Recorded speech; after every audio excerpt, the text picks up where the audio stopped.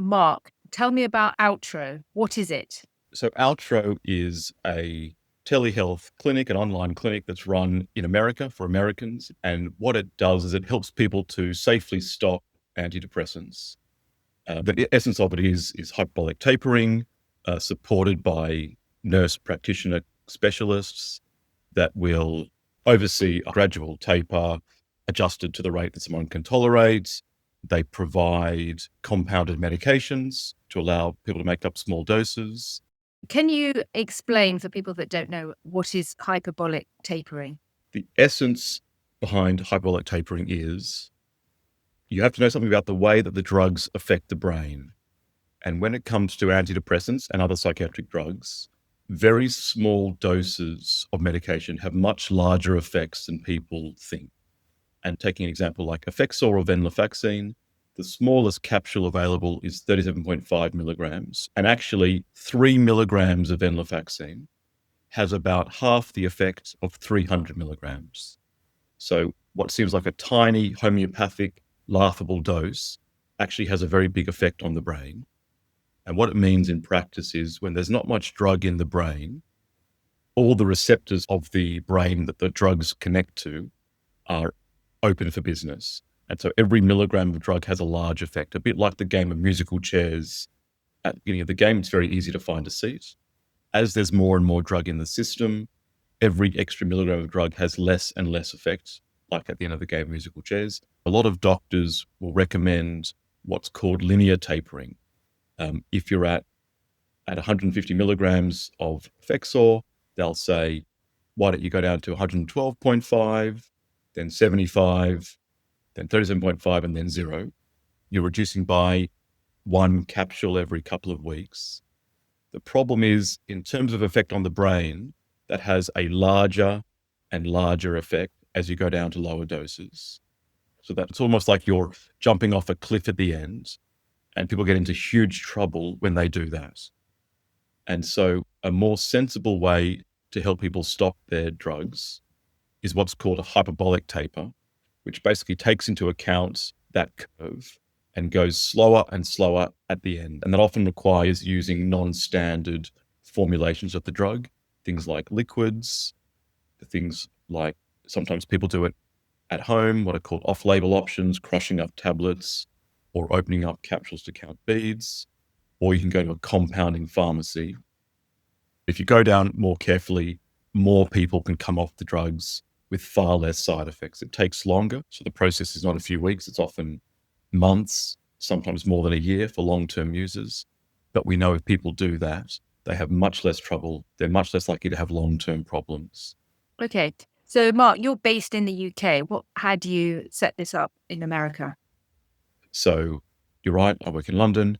Essentially, I work with American psychiatrists, people that are a bit clued up on deprescribing. And then there's a whole lot of clever tech people making it all whiz-bang with these modern websites, which I barely understand, to make it a bit more seamless for patients and clinicians. And so, yes, I collaborate with American clinicians. How much do people have to pay for this? I mean, obviously Sure. they can find this out on the website, but Yes. just so that people know what is the cost for an So individual to go through this? I think the cost is between $125 a month and $295 a month. And at the moment, it's not covered by, I think, the health insurance in America, but that's something that I think they are moving towards, which will make things a lot cheaper for people. The people we are seeing are generally people who are quite long-term users of antidepressants. It's very common people we see have used antidepressants for more than 5 years. They've often tried to come off before themselves and had difficulty. We know that there are 60 million people on antidepressants in America. 30 million of them have been on antidepressants for more than 5 years. So there's a very large group of people that need help to stop. So we've just done a recent study where we looked at how long someone's been on an antidepressant and their risk of withdrawal. We used different thresholds. So when we looked, for example, at people who'd been on antidepressants for more than 2 years, 80% of them couldn't stop their drugs when they wanted to, which was related to how severe their withdrawal effects were. So there's a lot of people out there having trouble. Yeah, I mean, that's a huge amount, isn't it? Yeah. Remind me, how long has Outro been going for now? We've been running all together about for a year. Most people that I see the data of have reduced. I think most people have halved their drugs. I think a few people have started to come off their drugs completely. But of course, the process is quite slow. It's much slower than 4 weeks or 8 weeks that most doctors take people off. It is slower progress, but everybody in the clinic, as far as I'm aware, is making reductions and getting down to lower doses. There doesn't seem to still be an understanding of quite how difficult antidepressant withdrawal is. That I think there's a common misconception that you might have a bit of a headache or you might feel a little bit dizzy for a week or two. How serious can this be, Mark? It's a great question. I think you're exactly right. Most clinicians think headache, dizziness, couple of weeks, what's the big deal? I certainly wouldn't be working on this issue if that was what it was. I think that people should understand that withdrawal symptoms can be life-threatening, to put it bluntly. I think the 3 major issues that people have coming off these drugs is, number one, is they can become suicidal. And that's people that have not been suicidal before. We did a study of more than 1,000 people who had withdrawal effects. And although 300 of them, 30% of them, had been suicidal before they started the drugs, after stopping the drugs, 60% were suicidal. In other words, 30% of people only became suicidal after stopping their antidepressants. The second issue is akathisia. It comes from the Greek, meaning can't keep still. These are the sickest people that I see. They are pacing often. They express a sense of terror. They are often suicidal because they get no rest. It makes them feel like they're losing their minds. I've heard them describe it to me like their nervous system is on fire, and that can be torturous. So number 3 is what's called the protracted withdrawal syndrome, which are these symptoms: dizziness, headache, trouble with light, sound, panic attacks, low mood, trouble concentrating, burning sensations in your skin, muscle cramps, this whole list of symptoms, because antidepressants can cause trouble with almost any organ system in the body, that can come on and last for months and years. And people that experience that kind of protracted withdrawal syndrome, can be debilitated. They can lose jobs, lose relationships. It can be a horrifying state. Some people lose everything from it. It's very poorly recognized by doctors. I think about it actually as being something akin to a neurological injury. There's some sort of damage or irritation to the brain and nervous system that can really make people's lives difficult. And so coming off antidepressants, as you said, is no walk in the park. It's not just a bit of headache and dizziness. Some papers now estimate that 10 to 15% of people, long-term users who come off the drugs, may experience protracted withdrawal. So that is a very large number of people. Absolutely. And so, of course, Mark, you have begun this project because of your personal experience. Can you speak a bit about that? I, just like other psychiatrists or other doctors, I had no idea about these issues. I had barely heard that antidepressants could cause withdrawal effects. And so I'm not all that shocked when I come across colleagues that haven't heard about these things, because I hadn't either.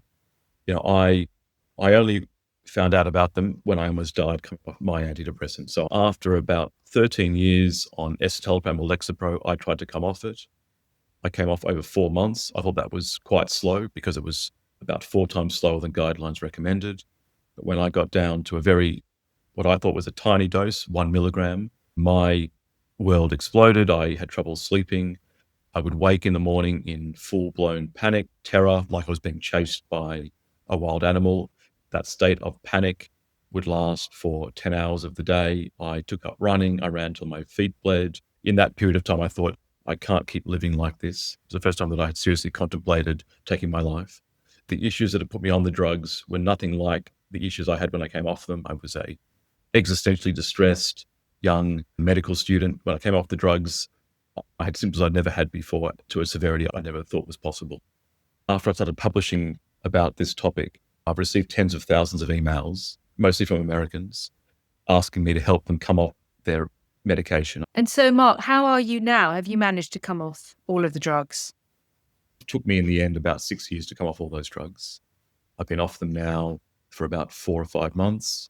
In coming off my drugs, I've really got back a very large portion, I would say, of my mind. I had severe issues with memory and concentration issues while I was on the drugs that had a very big effect on my ability to function, to work full time.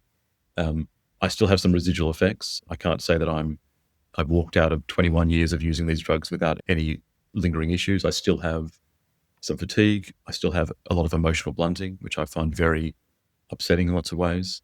I hope that things will improve over time, as I'm told by other people. I've had a lot of benefit coming off the drugs. I wish I'd done it a lot earlier in my life. It's one of my big regrets. And certainly coming off in a hyperbolic way over years was much more successful than the near-death experience I had coming off much too quickly over a few months. So that's what's behind what I'm doing. So, Mark, you might not have an answer for this, but for people who aren't in America who want to get off antidepressants, is there any resource that you can recommend for them? Any advice? I'm not setting up anything like Outro in England, but we have now established a free public clinic in the NHS to help people come off their antidepressants and other psychiatric drugs. It's only for people without what's called serious mental illness because of the way that the clinic is structured. So for people with anxiety, depression, insomnia, who are on antidepressants or benzodiazepines, at North East London, we now offer a service. It's just being set up, but with a referral from your GP, we are accepting people from around the country. I've written a textbook called the Maudsley Deprescribing Guidelines, which gives step-by-step guidance to come off all antidepressants, benzodiazepines, Z-drugs, gabapentinoids. It can be something you use by yourself or with your doctor. And if you had one piece of advice for people coming off antidepressants, what would it be? Slower is better. Tortoises beat hares. Going off at 5 to 10% of your most recent dose every month and slowing it down if you get into trouble is really the best way to come off these drugs. Fantastic. Is there anything else you'd like to add? I would say two things. One, it's very important for people to get their doctors to register their diagnosis as a withdrawal syndrome. If they're writing down anxiety or depression or some other mental health problem, it means the system is not going to be aware of how much trouble these drugs are causing. And the second thing is, if you have the energy for it or someone in your family, make a report about the trouble you have coming off antidepressants or other drugs. Whatever country you're in England, to the MHRA, to the Yellow Card Scheme, to the FDA, in Australia, to the TGA, the more reports that come in, the more likely these agencies will pay attention to this massive issue. It'll help yourself and help others if you make these reports, and they're not that complicated to make. Great. So thank you very much indeed, Mark, and good luck with Outro. And I'm sure that our viewers and listeners will be fascinated.